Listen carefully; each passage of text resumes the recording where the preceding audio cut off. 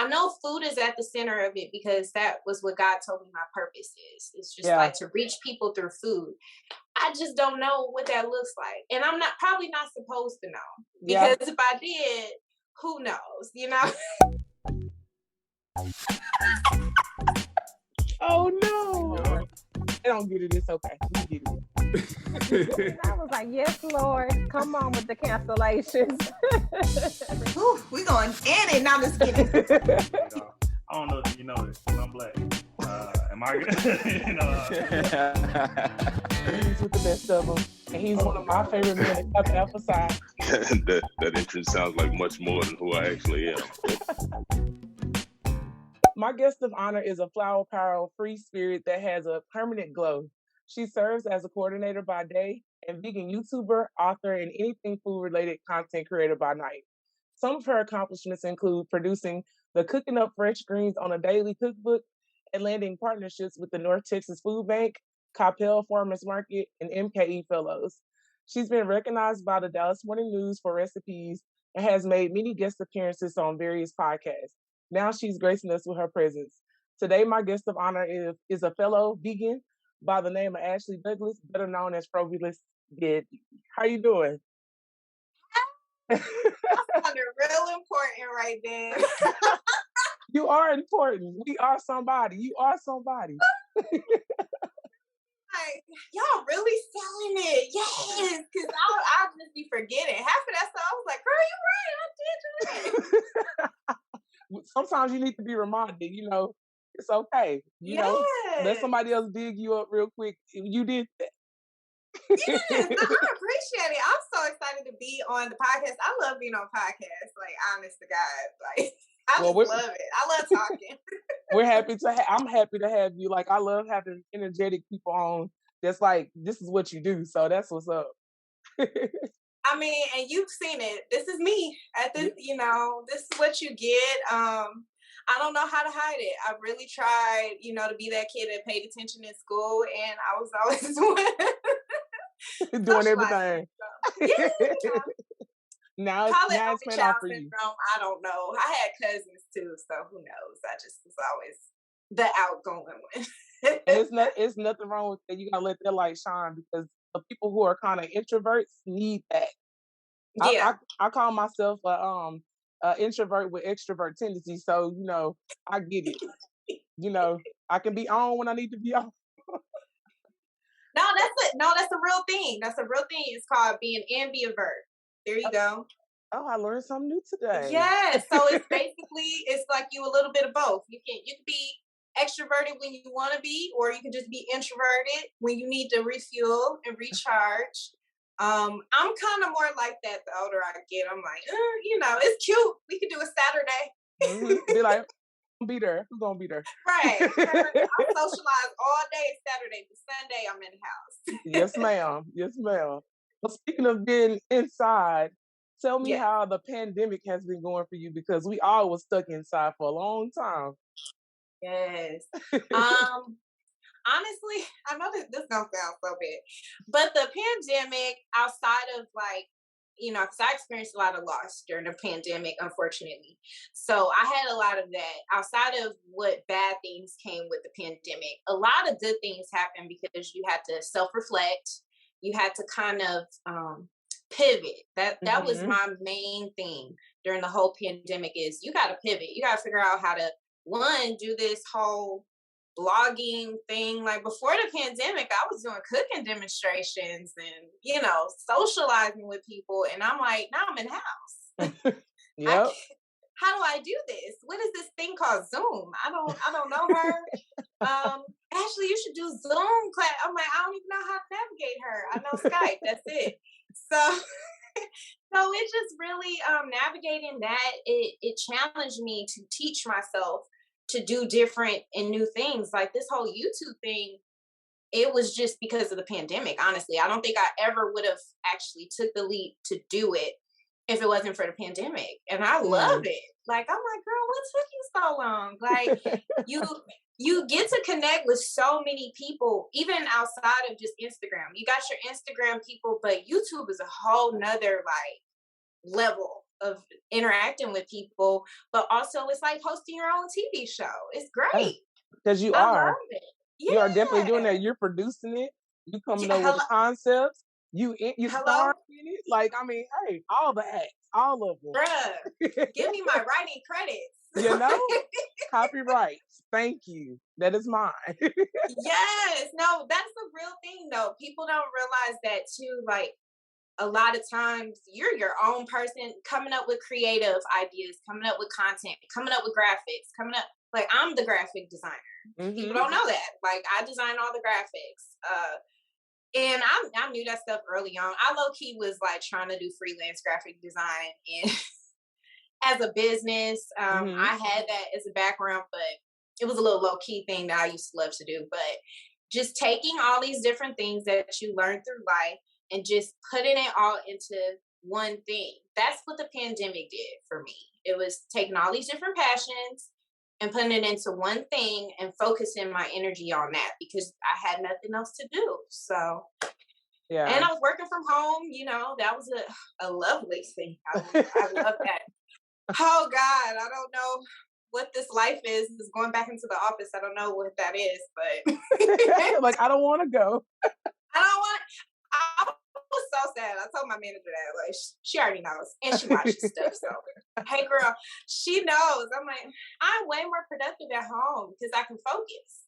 You focus more when it's just you. You have nobody else to focus on. It's just you. They really need to think about making that a real thing. Just let everybody stay at home if they choose to stay at home. If I could do it for a whole year at home, that means I can do it forever at home. And hello, and to us too. I was thinking about that. We were really at home for a solid year because we even kind of like they took it a little bit more seriously, and I was very much early on because of just the loss and stuff of family members. I was very much like I don't want to be near. Yeah. But I take this very seriously. So. Yeah, and you should. So, yeah. You should. Yeah. I mean, I feel you on that. We lost a couple of people in our family as well, so I definitely am very serious about COVID-19. Yes. Yes. But, this whole not wearing a mask thing, I'm very much still getting adjusted to it. Even though I'm vaccinated, you know, it's still an adjustment because it's like it's just you get used to a life, and now it's like trying to transition. The whole thing has been a transition. And I don't even think we know our new normal yet. Like we're all just still trying to figure it out. But I mean, hey, at this point we gotta roll with it. I think that's another like thing from the pandemic. You gotta roll with it, honey, because life is here. and you know that is I always say the cheat code or the magic key for life. Just know how to adjust and be able to roll with punches because at the end of the day, you know, stuff gonna keep coming up. So you're just not gonna be able to stop it. Things are gonna happen, but you choose to respond or react to whatever is happening. So I think that it's good that you found a way to like merge all of your gifts together, or well, the gifts that you know about, because there's still some you haven't discovered yet. But merge your gifts together and like and grow something. I think it's dope, and it's something that people really need. People really, really need information on this vegan life. So I want you to give me a little background of like how you became vegan, why you became vegan. Just give me a little your background story. Okay, so I tell this story to everybody. Not like it's legit the truth, and I feel bad. I wish it was a deeper story than this, but but oh Lord, okay. So the church, right? You know how you fast every year, church. You know. Baptist church, you fast. So one year they were like, no red meat, no, chicken on nothing. You Daniel fast, whatever, and it's nothing but veggies, right? I was like, all right, bet I can do this. I can do this. So it was literally keeping that as a personal challenge. Because I did it, I was like, ooh, this is easy. Like, let's see how long I could keep this going. It was literally that. It was just personal challenge. How long can I keep it going? And I kept it going with just being vegetarian for, well, now at this point, I can't say 7 years. I probably need to start saying like 7-ish, 8 years. I've been vegan throughout this entire pandemic. So it's officially been a year of me being vegan. Yeah. Thank you. I to post that or something like. You do. Yes. I don't be knowing dates like that. Like You know, I know the roundabout. roundabout. Yeah. I know the roundabout. It was around this time, but yeah, I really did it as a personal challenge. I even in college, because that's when it all happened. Was college was like, all right, I'm gonna stop doing the bacon, even though bacon was my favorite. Bacon, I love crab legs, chicken nuggets. Those three was it. But I was like, let me start to slowly but surely do it. And yeah, you know, I started off not like out the gate, drop everything. I did it with the fast, but I let go of the red meat first. I let go of turkey. Then I let go of you know, just only doing seafood. I was pescatarian. Then I went into vegetarianism. And that's like a point I like to give to people, because it's like, you will shock the mess out of your body and you will be craving it. And that's why a lot of people don't last being vegan. Yeah. You jump into it and you're like, all right, bet I'm gonna do this. No. The best thing you can do for yourself, because then you get all deprived, you get angry, you get mad, you get all deprived, like, because your body's not used to it. So you have to kind of ease yourself into it. Otherwise, it turns into a fad. And a fad is, it changes. You're done with it. You're like, well, I did it for a thing. And you move on, you know? Yeah. It's definitely a lifestyle. Yeah. It's definitely a lifestyle. And, you know, I think a lot of people, they're kind of afraid to try because they think everything is like eating grass. And I'm like, y'all, I'm telling you, being vegan, like, look, I'm vegan and it's stuff you eat that you should, like, it's still stuff that you shouldn't eat when you're vegan. Like, you can gain weight being vegan because of the carb intake.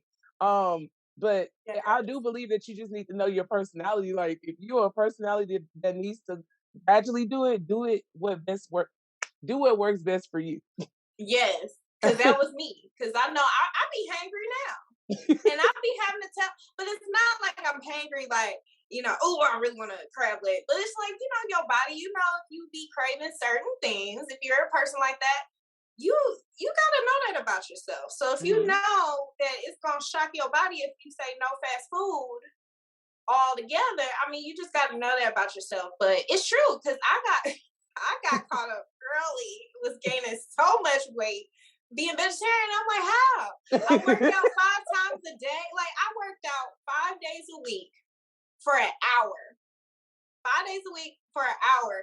And I was gaining weight. And I'm like, and that ain't even muscle. It wasn't even muscle.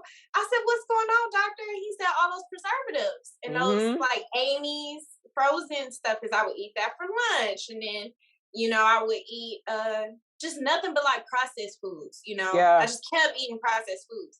And he was like, that's the issue. You eat all this processed foods. That's why you're gaining weight. So to your point, yes, like you have to know the difference of what types of food to eat. And once I figured that out, I was like, bet now it ain't grass, because I like salad, but I don't like salad like that. You know, I ain't like the people that eat these green bowls. Like, it's cute. It look cute for a day. You know, that's cute for a day, but not every day. You know, right? You gotta throw a little something in there. Throw a little something. I can't do that. Pizzazz that up or something, because that lentil stuff. I'm sorry, and I really try. Like, somebody else can make lentils, you know, it's cool and all, but like, nah, that ain't what I'm cooking. You know, I have to know yourself. You have to know yourself. You gotta know what you like to eat. And every meal doesn't have to look like, you know, bland. Yeah. That's the thing too. You gotta like what you're cooking. You gotta like what it looks like. And it has to be familiar. Yeah. Otherwise you're not gonna eat it. This is true. And that's why I'm so glad that you created a resource for everyone. So tell us a little bit about your book. Tell us a little bit about my book. Cooking up fresh greens on a daily. Look, I low-key have like one of my little copies. Yes, here. Ma'am. Show it. Yes. Hey, but just, you know, just a few things. just a few things of what you can eat on a regular. Look at that. Look at that. That's beautiful. Show that cover. No, you gotta show the cover too. Okay. You know, this is my cover. This is my little copy. But yes. This face, this glorious face, again, was my own stylist and things like that. Food stylist, you know, set prop, everything. But But no, the goal of that cookbook honestly was because I had a lot of friends that were like, "Hey, Ashley, what should I cook? What do you eat every day? Like, what is it that you eat every day?" And I was like, let me just take all of my yummy recipes that I make for friends or I eat on a regular, put it in a cookbook, and this way you'll have it accessible. And it's easy. I like to do like 30-minute to an hour recipes, right? Because you're working, you're moving, you don't have time. So this was more of that for the working people, working families. Even families can do it. I have a few of them where I specifically like touch to that, like the kiddos can help make this kind of stuff because it's safe enough where they won't burn themselves or. So, excuse me, it goes from brunch, and then you have like sides, then you have the main, and then you have appetizers and things like that too. So I'm covering all the bases. Now, no desserts, but who knows? That might be in the future. Coming soon. Coming soon, because everybody keeps asking me about that too. And I'm like, okay, girl, I'm gonna get on it. let me work on it. Just wait on it. Different ball game. I'm used to using dairy and, so I'm learning. I mean, I did just do a cupcake recipe, and I must say, it hit. It was really good. So I think right now we're down. I think that's dope because, people really think that they can't have sweets. And I'm like, bro, there's so many vegan sweets and they actually taste really good. Like there's some cookies, some oatmeal cookies. Look, once you master that oatmeal cookie, let me know. Oatmeal raisins. Okay, I'm about I got that you. life. I'm about that let me life. write that down. I'm gonna have to write that down for real. I'm taking suggestions, a suggestion box. If y'all want to just put it in there on my Instagram, let me know, send me a DM. I have friends that do that too. They be like, they'll send me something and be like, can you like do a recipe like that? So I'm all for it. That's what's up. Tell me how your family reacted when you told them, like, all right, when they watched you progress, because they watched you progress. Oh, I think my mom always knew I was probably gonna end up eating like this because I didn't eat a lot of meat, and it would frustrate her.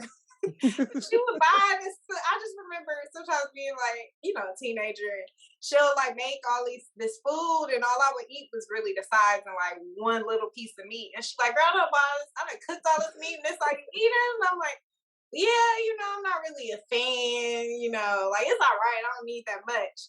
So for her, I think she foresaw that. I mean, the crab legs thing, seafood now, that part, she was very much like, wow, you're letting that go. I've been cracking crab legs since I was 12. But, she understood it. She always knew I would do something. I'm always just a random kid. She knew something. But my granddad was the one who I think was just like, well, what do you eat? And like, how you eating? Ain't you hungry? Do you want some eggs? Like, do you want? Oh, Papa. And I'm like, no, I'm good, Papa. I can't eat eggs. Still to this day, he still has little moments, like, well, what about? I don't do butter. Remember, we gotta do the different butter, But I'll have him convinced. I had him in a few videos, and now he sends me special requests to bring certain burgers and stuff. Yes, Grandpa. But him, he just didn't understand it. He like, well, why? What you gonna get protein from? And I'm like, it's a lot of things with protein, Papa. Yeah. So. Them cows get all that protein. They get lots of protein. They big too. Ooh, too much. I had got blood work done because I always, been borderline anemic. So I always get my iron checked out every so often. And the lady was like, "Are you eating like steak?" And I was like, "Steak?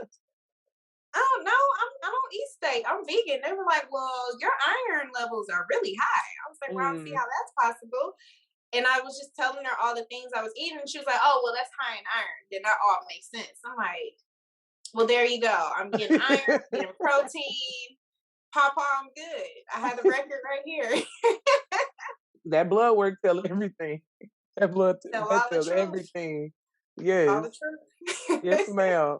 I wanted to ask you about your college experience because I mean, we have a lot of youth that watch this podcast or listen to this podcast. So I wanted to ask you about your journey through college and where you went and all of those different things.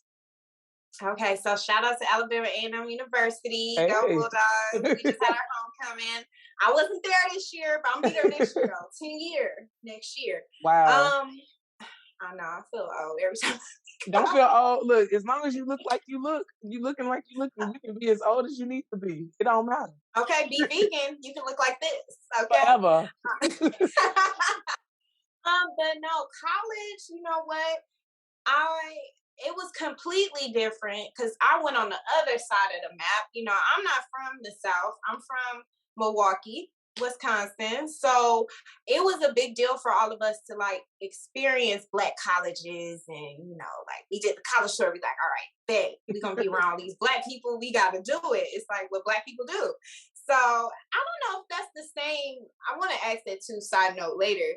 If that's the same experience for people who are raised in the South, like, is it that heavy? Because like back home, it was like, nah, you got to go to a Black college or you can just go to a state school. But you Black, you go down South and you do that. So got my full ride. Kids, get them grades, honey, so you can get a full ride to school. Even better. Hello. Okay, because my mom was like, look, honey, you're going to have to pitch in. You're going to have to pitch in. Gotta pitch in.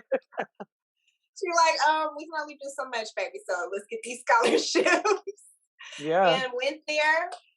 And honestly, you know, I think everybody who's been to a HBCU, we all have that same universal issue of like, you know, the financial aid things and the, you know, but what I love so much about being at A&M was the community. Like, it's just nothing like it. Like the HBCU experience is so dope. It's like having a forever family.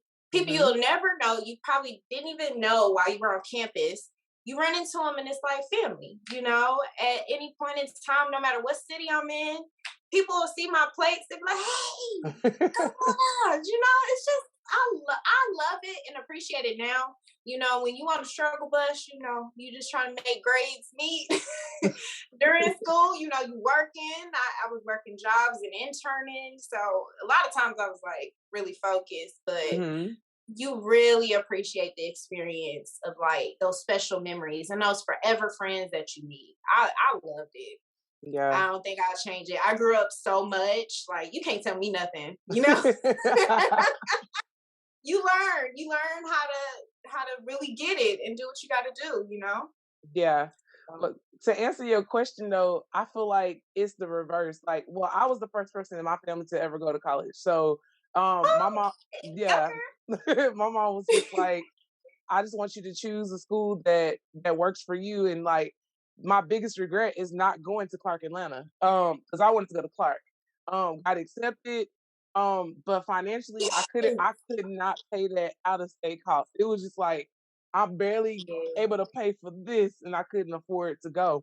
So I bounced around a lot, but I ended up graduating from UT Arlington. But what I will say is down here in high school, I feel like they kind of push the PWIs more than HBCUs. I think it's by design because they know that if you go to a HBCU, you're going to discover yourself and see yourself in so many people. I always say that the HBCUs like provide soul value. That's what I tell my students. Yeah. Go to a HBCU because you're going to get more than just athletic scholarship. You're going to get soul value. And that's what I regretted to this day. But I was like, you know, that PhD, I can still go to HBCU. Yeah. Yes, ma'am. Go ahead and get that. Is still always accepting.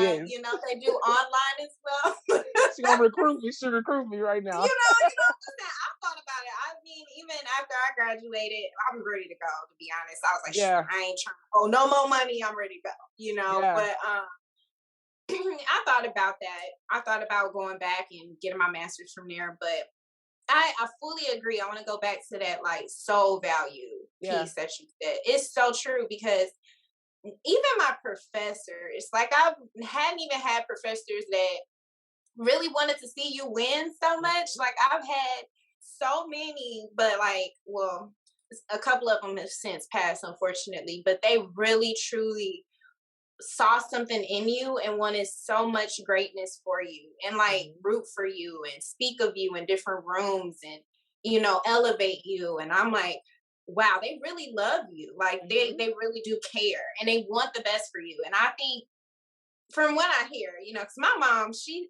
did more of the state school route, you know, PWI, Wisconsin, you know, and she was like, she didn't get that same thing. And she kind of regretted that too. She said she wished she would have gone to HBCU because she sees that I experienced so much, you know, when she would visit and she would see how it was. She's like, oh man, like I wish I would have had that. And it's true, you know, but it's kind of like also a little bit of a catch-22, you know, for us at HBCUs. I think sometimes we wish we had certain things that state schools had as far as like funding, you know, things like that, accessibility in that sense.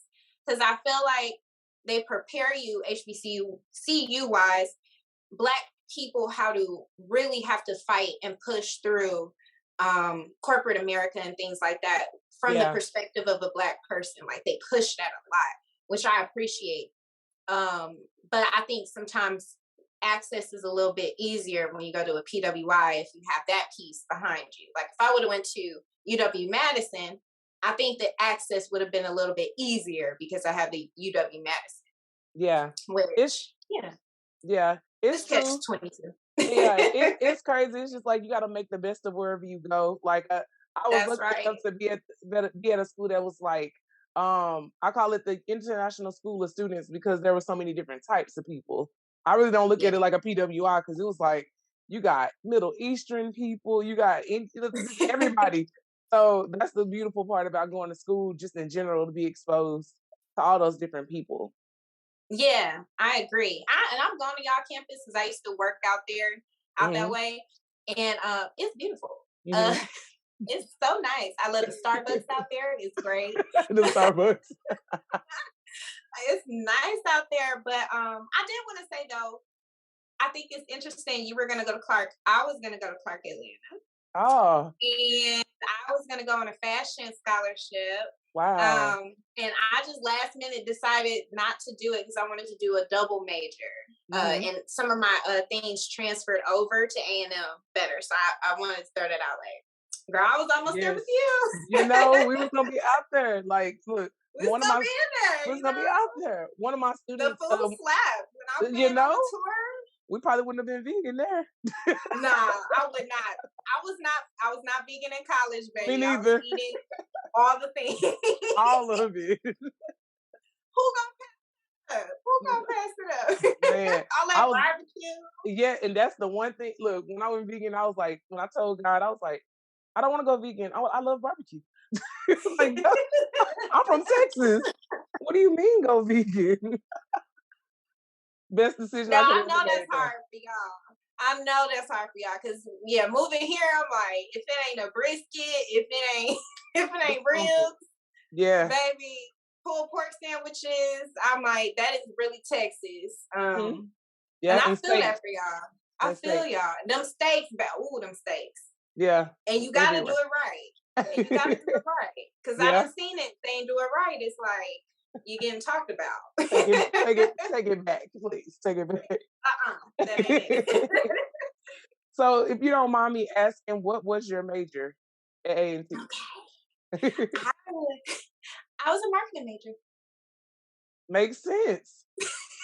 Look, it's coming full circle.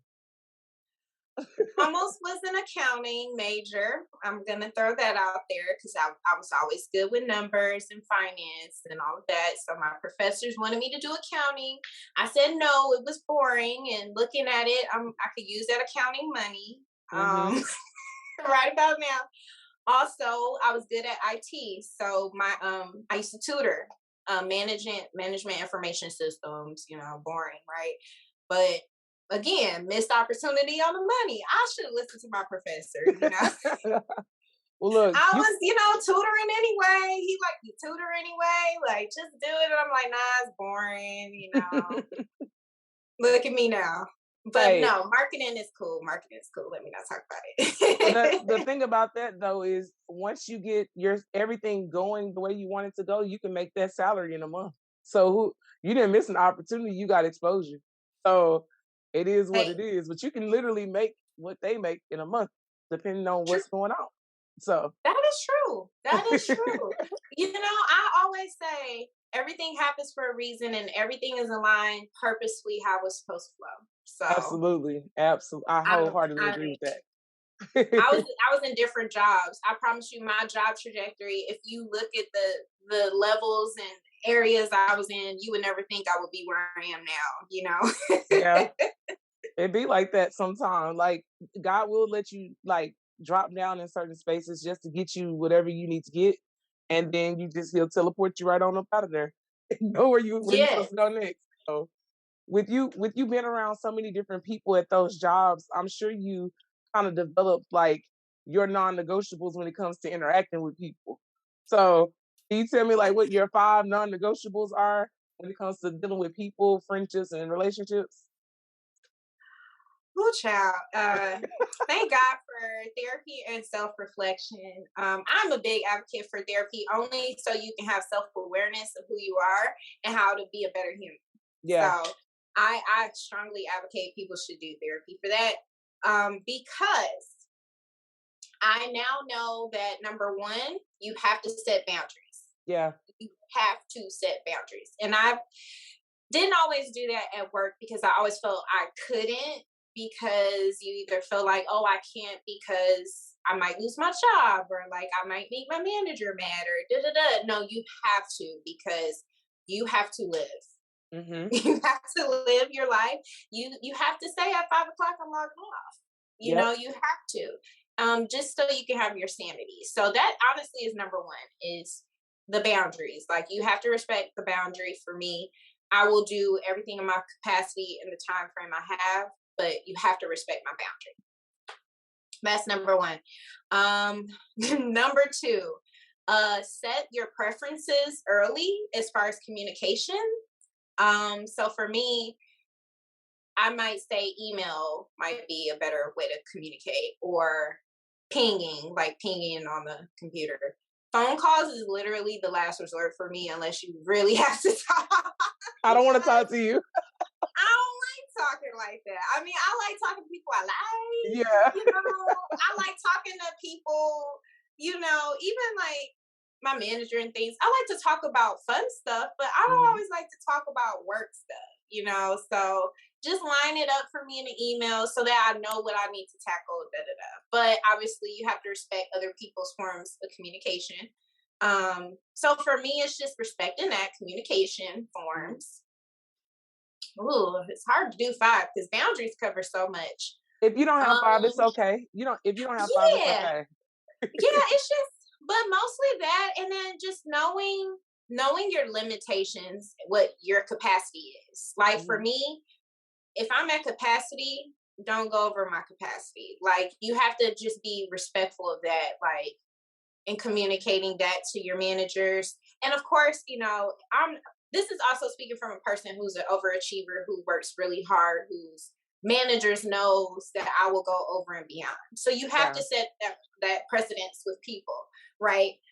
So when you do speak up, they know it must be for a reason. Yeah. So just doing that, all of these things, you have to have that good reputation of, you know, she's a team player, she handles her business, she goes over and beyond to get the job and duties done.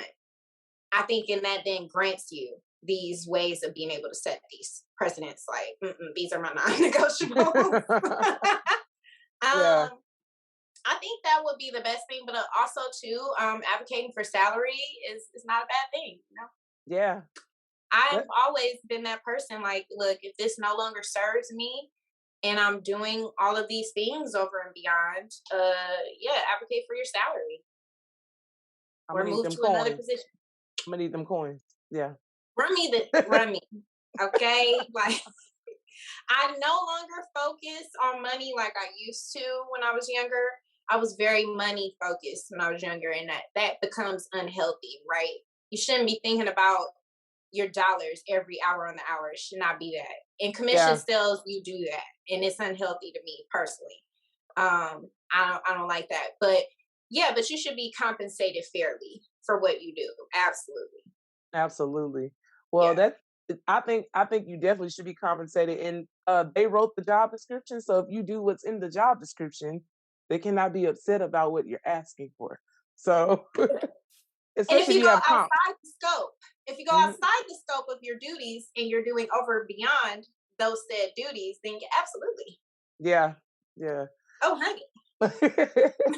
See, all of these experiences, I'm sure, helped you with you gaining these partnerships that you have now and like managing those. So, can you tell us a little bit about your partnerships that we discussed earlier? Yes. And you know what? I'm gonna let everybody in on a little secret. A lot of these partnerships were literally not even that. 99% was just God dropping them on my doorstep. Mm-hmm. It might have been one partnership where I was legit like really gunning for it.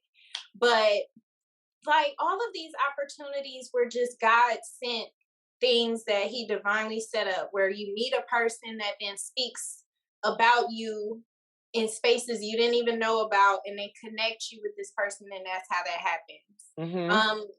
Like for the North Texas Food Bank thing, it's funny we talk about that now. Excuse me, I volunteered for Mm-hmm. years, just as a volunteer. And I don't know how it came about, but they found my page. I'm like, oh, you cook? Oh, you do YouTube? Mm-hmm. And then boom. Now I'm partnering with them with their homegrown series that they had this year.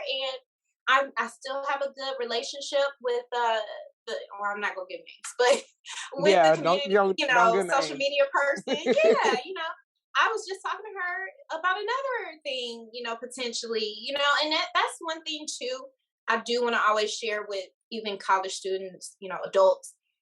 Always make sure to be your best version of yourself. Mm-hmm. Be respectful, be considerate. Unless it's something where it just truly isn't a good situation. Always handle things with grace, because in a sense of poise, right? Because you just never know when those situations may come back, and they may come back and may ask you to do another opportunity. Maybe that didn't work out, but this will be a better fit for you. And because you handled yourself with such a good rapport and just a positive attitude and things like that, people respect that and they love that. And just be genuine. Be a genuine, good person. That's honestly what I try to do. And I think that's where God kind of he just aligns stuff. I promise you. I'm glad you said that. Focus on me. Yeah, you just gotta focus on what you do. And God will tell you that too. If he don't tell you that, he'll start doing it by removing things from you.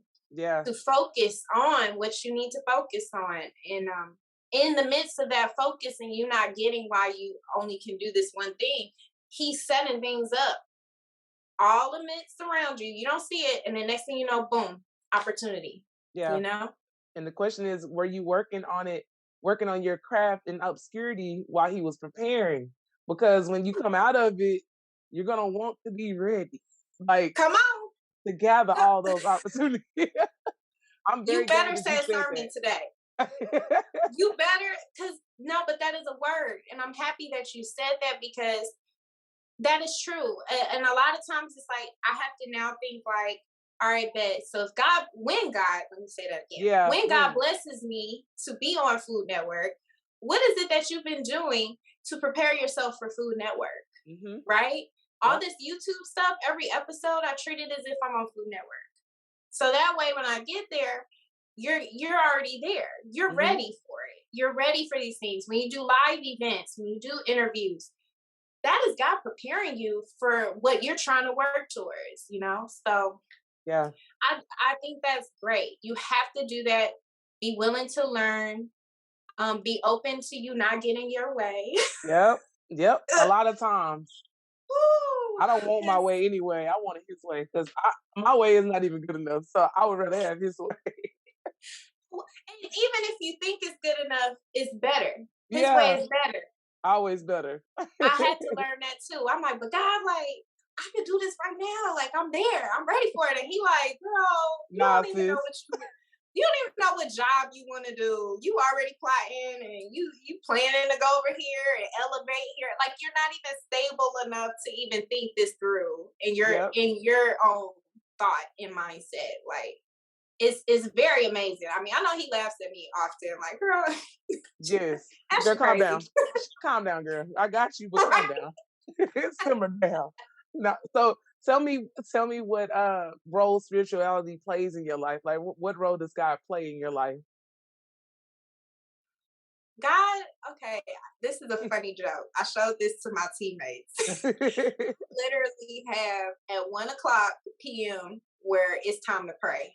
Like it's a reminder from the daily Bible, like to pray. So I wake up. I don't start my day until I pray. Yeah. Do a scripture. Because I have to instill in myself, like, you have to start your day with God. Yes. Everything else can wait. You got to start your day with God. And be more intentional about it, too. You know, so I joke that I have this, me and God got a different relationship. I don't know about y'all, God. Yeah. But me and my God, we be talking. I'll talk to him like a conversation like this. I'll just sit and be like, you know what? Okay, God, like, let me breathe.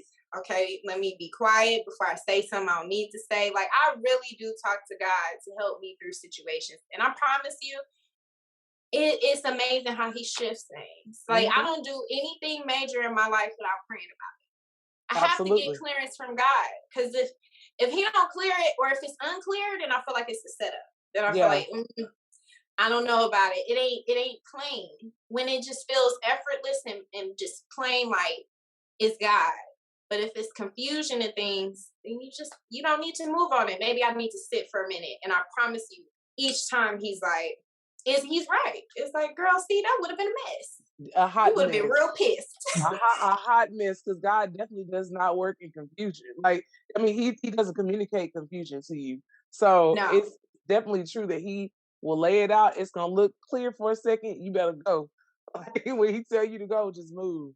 Right. Because you don't want to miss it. But he has the ability to bring it back around, but you don't want to have to miss the opportunity, because you want to do what you want to do. And he will bring it around. You are right. Because he slapped me in the face with this whole thing of doing this cooking thing, because I refused it. Yeah. It was years before I even cooked for anybody, like a cooking demo. It was years. And people kept asking, like, Ashley, you should do recipes. Ashley, girl, I ain't no cook. Like, I'm a cook, but I'm not in front of people, put myself out there I'm still like that now to this day. I work through my imposter syndrome of, accepting that I'm at this great level of whatever, because I still think I'm just I'm just Ashley, but Ashley has things that she is that makes her who she is. And I think it's just the mindset of just not trying to get lost in all of that, right? Because at the end of the day, you're still a human. But I also have to talk my talk on certain things. But God will always bring around time and time again what you're meant for, what your purpose is. So, you might miss it, but he gonna slap you again with it. Like, girl, okay. Yeah. Now, it's here. What you gonna do with it? What you gonna do with it? I love the fact that you said that you had to like really choose to be a part of it, or like you kind of like pushed it away, because a lot of times your gifts are staring you right in your face, or your purpose, and a lot of people push it away because they don't want the responsibility of handling it. So it's amazing. I'm glad you said that, because a lot of people know what their gifts are. They just don't. I don't want to deal with that. Oh no, I can't do that. So I want people to realize that thing that keeps nagging you is it. Like, you just do it. The thing that's nagging and the thing that's stopping them is fear. Yeah. Right? It's fear of failure. Like a good amount of what I don't want to do all this, and I don't want to do it. I didn't want to do YouTube because I was scared it was gonna fail. Yeah. I was scared I was gonna look stupid. I was scared. A lot of times you hear that voice in your head of like, what do they call it? Like that voice of doubt, like doubt that's that you have, and you hear it and you're like, girl, you ain't gonna make it, but it's just fear. And the thing is, I had to learn everybody is just trying to figure it out. Yeah. Nobody has it figured out. Yeah. It may look like it. They're trying to figure it out, or they have a team helping them to figure it out. It's not just them. So you have to know, like, in your greatness, you're doing this on your own, figuring it out. It's people who pay teams to figure it out. For So, them. hello. Yeah, You it's know, if we about were trying. rich, Look, I wouldn't even want to do it that way, though, to be honest with you. I would much rather try to figure it out because I'm a person that wants to know the ins and outs. Even if I'm not actively doing it, I need to know how yeah, it works so I can be able to check in like, hey, is that getting, hey, what y'all doing? Because you still need to check on your yeah, stuff. Like, even when yeah, you make it to that level, you still need to be actively a part of your process because that's how things happen. You know, that's how stuff get missed and you hello. wake up and your whole bank account empty, you know? And I don't So play about my money. I no. don't play about my money. Okay, so that the accountant that I eventually will get will be tired of me because Yeah. I'm that girl. I look at my accounts. Again, I had the accounting background, so I'm looking at accounts like, this ain't sitting right, you know. But to that, yeah, to your point, yes, absolutely. Like, but that's a true epitome of what a boss is. A true Mhm. boss is never too great to still be in the weeds with everybody else. And Yeah. I think that's great because then the people that you're leading, they see that. They see Mhm. like, wow, they're not even too great. They're here with me on this journey. Yeah. That empowers your people. And that's what it's all Yeah. about. I don't even want when I get a team, I don't even want them to be with me forever. It's like you Yeah. got like an incubator. We're gonna work it out. What Yes. do you want to do? And then I'm gonna push you out. Like you gotta go on out and do your thing because you're not meant to just be here with me. This is a path, No. like it's a stepping stone. So just do that and go. That's how I look And at it. setting them up and Yep, setting them up to do those things. I think exactly. that's the missed opportunity that I see quite often with people. You know, I manage a little bit. I don't like managing personally because I feel like it's too much constraints It from is. higher Yeah. up powers that be. But I love helping people, and I always Hmm. love that about managing. Like, what can I do as a manager to help support you to be the greatness that you need to be? Even if it's like projects. Okay, you want to do this. Okay, let's do it then. Show me what you would do to then do this, and give that opportunity. Because a lot of times people just need the opportunity and support. Yep. Would you say And that's how? I love that. Yeah. Would you say that's how you approach your show on YouTube? Like you're approaching it in the sense of like, I just want to help you be a better you. So this is what I do, but you can implement it in your life. Honestly, yeah. Honestly, like with recipes, with my show, even my Test Tuesdays, right? Hmm. My whole point of Test Tuesday is simply just to like, I know y'all be looking at these products when y'all be in the stores. Right. Let me help you. Like that is my catchphrase. Like, why spend the money? Why spend the money if you don't have to? I'll do it for you. Like, let me Hmm. help you with that. Let you know what I think personally how it tastes. Let you see what it look like because a lot of people don't know what it look like. You see it, but what does it look like? Like, what does it look like when it's cooked? I like to one save people money. Hmm. Number one, but also help people because I didn't have that starting out being Right. vegetarian. Like they had cookbooks. I had a boss that gave me cookbooks, but I was like, these aren't my type of recipes, right? I loved her to death, love Anne, she's sweet. But it was nothing for me as a black person, nothing. Right. That So part. I'm learning. As I go, I'm trying to figure it out. None of my family members are vegan or they don't know what that means. So I wanted to just help people to make this an easier process, like Yeah. transition. This is what I did. You can choose whatever you need to do it, but here's what I do. Here's what I like. I'm gonna try some products so y'all don't have to. And yeah, it's not horrible. It's not daunting to be It's vegan. It not. may It's look really that way, easy. but it's not. It's about preparation. You just need to make sure. Well, for me, I have to prep my food early so I won't get hangry, Mhm. So everything is pretty, ready to go. I can go in there and pull it out and just eat because if I have to Yes. cook it at that time, I'm not going to be happy about it. So my time is too regimented for me to be like, oh, let me cook this now. I can cook it on Sunday, you know, Right. and have it ready to go. That's what we do. And what did we say? You got to know yourself. Yeah. You got to know what you need to do. And I used to do it. I used to do meal preps for people for that very same reason. Like they were like, look, I gotta have these meals ready to go, prepped for me. Like, can you just do some for me? That sort of thing.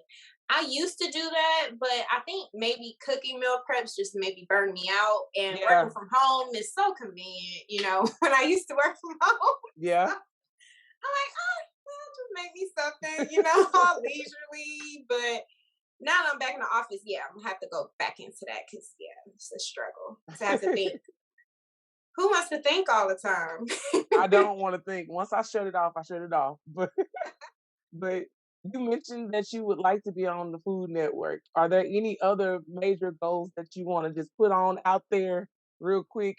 And you know, we're gonna put it out there. From your lips to God's ears, you know. Yes. I always tell my friends that, you know, it's from your lips to God's ears, girl. May it land up there, you know.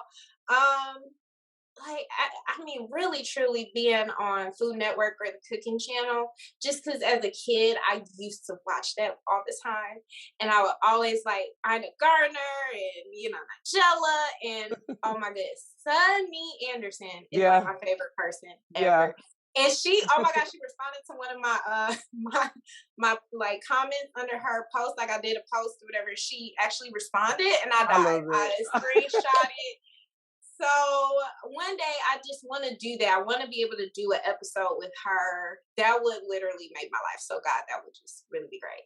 But outside of like being on TV and honestly just hosting and things like that, I eventually want to get to a point where I could just really help communities like back home here, like really make an impact in the community. Whether I don't know where that lands. Because I feel like my heart be so big sometimes that I just don't be knowing. Like, I wanna focus on the gardening piece and like doing that sort of thing. Because my family has a garden and like that's what we do, and really emphasizing fresh food and how to grow it right. And I want to do that. But then I also want to do like teaching the kids in schools. Like I did that a couple of times where I spoke for the kids and like showed them what veganism is, and like I love that. I love doing that, and I'm just, it's so many things. And I think sometimes I have that conversation with God. Like I feel like my heart is so big that sometimes I don't know how to focus it all on just one thing. So I feel that. So I cook for the high schoolers with the MKE Fellows. Like those are young men who are high school to, you know, early college, and you know, helping them to know how to cook better while in college, you know. And so it's so many outlets of like wanting to help the community and help families. Even with North Texas Food Bank, I love that you can even do classes for families and showing them how to eat healthy. I know food is at the center of it because that was what God told me my purpose is. It's just like to reach people through food. I just don't know what that looks like. And I'm probably not supposed to know, because if I did, who knows, you know? You'll know the how in due time. Like he may be compartmentalizing it for you, like you focus on this and then he'll elevate you to that point. All right, bless you with a team to help you do all of these things. We got to put it out there because I know you'll be able to do it well. God will make sure, you know, that it gets handled. Thank you. He'll make sure it gets Hold handled. me accountable. Look, I'll be like, and then I'm a life coach too. Be like, you know, you said. Now I remember on the podcast when you said, so what steps are you taking to get to that? Right. Because I promise you, between my therapist and my friends, honey, this cookbook, when I tell you, they were like, ma'am, we've been talking about this cookbook. You have a whole wall full of recipes. Why are you not doing things with it? When is this coming out? I got people now talking about, so when the second one? I'm like, hold on, let it simmer. We gotta let this breathe. So a little please bit. hold me accountable. Please hold me accountable, because I get to a point where I'm just so focused on the content that I'm not even thinking about all this other stuff. I you know, I can agree with you, and I feel that way at times too. So I can relate. But I want to ask you.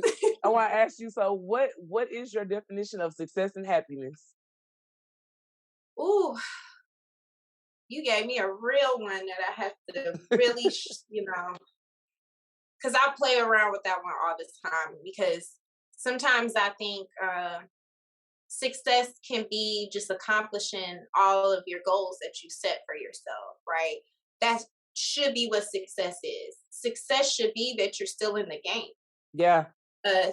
you haven't gave up and you're still there. People still recognize who you are. You still, you know, you're still making an impact. So that should be success. Yeah. But then on the other hand, you see as a business owner the financial side of it, and I struggle with that too. Like, yeah, but I think financially I should be a little bit up here. So is that success?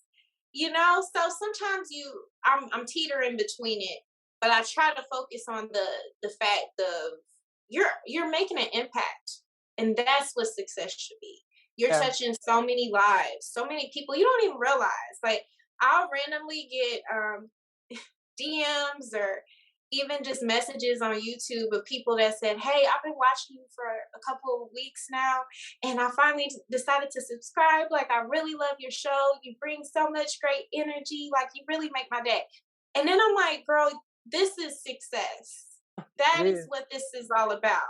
So I like to act like I don't always think, you know, money is always a thing, right? It's a capitalist world. So money is always in the back of your mind. But what your heart and your real mindset should focus on is, are you making an impact, and are you making this world like a better place? Because my ultimate goal in life is when I leave this earth, I want it to be like, yo, Ashley was here and she touched a lot of people. Yeah. That's how you should leave and have success. It shouldn't be like when you die, like nobody cares because you weren't a good person. You should try to be a good person and impact people in the most positive way, that it changes themselves to be better people too. Yep. And that's the bottom line. That's the bottom line. My last question for you is, if you knew then what you know now, would you change anything?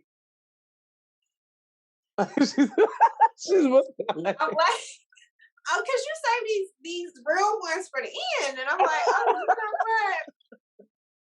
Look, I had to fix my fro. Okay. You know what? I always say no. I always say no to this question. Because, yeah, it sounds good. Like, if I knew then when I was 18, I would have been on that YouTube like I thought I was going to do it. Girl, no. Because you weren't ready for what comes with all those things. Everything in my life, I promise, was a stepping stone to get me to where I am now. Yeah. So, no, I feel like, especially being, honey, when you single too in these streets, you're like, girl, I could have been married, We think so. Like, nah, I didn't want Jerry anyway. Right. Girl, could you have made that work? No. Because look at who you are now.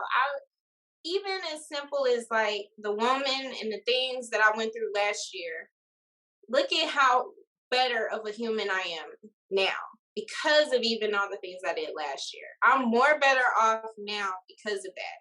So, I think things happen because they help shape you into being a person you are. A lot of times, I hate to say it, but sometimes you're a testimony to people. Yeah. You don't like it, but you are.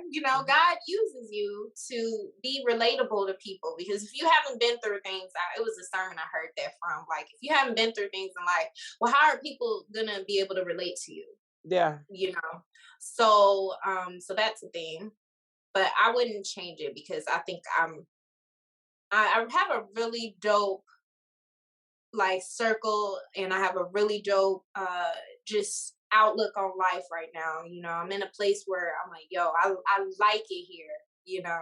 I don't know, but 30s hit different. Yeah, look, 30s hit different. And I'm glad that you are honest about that answer, because the reason I ask it is because we have so many younger kids that feel like, why is stuff not getting better? Like, they're so focused on everything that's hitting them, but they're not realizing that it's shaping them and like giving them character, right? So I always end with that question because I want them to know that you weren't always this Ashley, No. So it takes progression, to get to this point. And the 30s are the best. I don't care what nobody say. Like, them 20s is trash. I love my 30s. The 20s were not it for me. And I just feel like, and I want to speak to those students too. Like, don't get it twisted. I cried. Yeah. I've cried. I've had frustrating moments. I've had moments where I've been angry. Like, It don't look like it, but I'm a true Gemini. It's moments of like, ooh, yay, and then it's moments of like, man, why me? I've had real conversations with God, where I've been like, yo, this is too much. Yeah. And I don't get why you're putting me through this, God. And it's okay. I want to always say that too. It's okay to question God, but not to question God in a sense of like, what is it like? I don't know, like being too much with it, but like I've asked God, like, yo, I'm a good person. I don't get why I'm doing all these things right, and I'm following you, and I'm praying, and I'm going to church. I mean, I would go down the list and be like, and God, yet I'm struggling like this. I've had real moments like that with God, and that is okay. I want people and young kids to know that that's okay. Yeah, it's okay that you can't. Yeah, it's okay that you might not be able to tithe or do these things like you want to, because it's hard. Life gets hard, and it's okay to feel those feels, but what it is like, I always tell my mom, I just need that one day. Like, I need that one day where I just let it all out, and the next day I'll be good. But just give me that one day. But whatever it is, just know you'll get through it. Continue to pray about it. The stronger you lean on God and talk to God, I promise you that my God, yes, He know me, because I talk to him like, okay. Or I say in praise too. Always praise God in those moments for keeping you. Always give him the praise. And I promise you life will be a little bit better. It's not going to be easier. It'll just be better for you to live through it. Yes, and you learn how to flow at that point. Once you give it over and surrender, you flow. It's still hard. It's still hard, but you flow. But yes. Well, ma'am, I just want to thank you so much for coming on. Like, I feel like we're kindred spirits, to be honest. We are. We are. We are. But we gonna hang out again soon. We will. We definitely will. But I really do appreciate you coming on. I'm glad that you're continuing to show your light or share your light with people, because it's good, and people are gonna learn a lot from you. God is definitely using you. So you keep doing it. And go ahead and do your plug real quick one more time. How can they follow you? Yeah, do all that. Y'all. All right, y'all. I'm sure she's gonna put it in the notes. Yes, spell it, so I ain't gonna spell it. But you can follow me on Instagram at Frobulous_Veggies. Got the shirt. You can follow my YouTube. It's just Frobulous Veggies, where I post on Tuesdays, every Tuesday for Test Tuesday, and sometimes I drop the little recipes for Meatless Monday. And please follow me, talk to me. I love interacting with people, and I'm excited. And get my cookbook, y'all. Cooking Up Fresh Greens on the Daily on Amazon. Yes, ma'am. Yes, ma'am. All right. Well, you have a good night. Thank you so much. Thank you. Bye. All right. Bye-bye.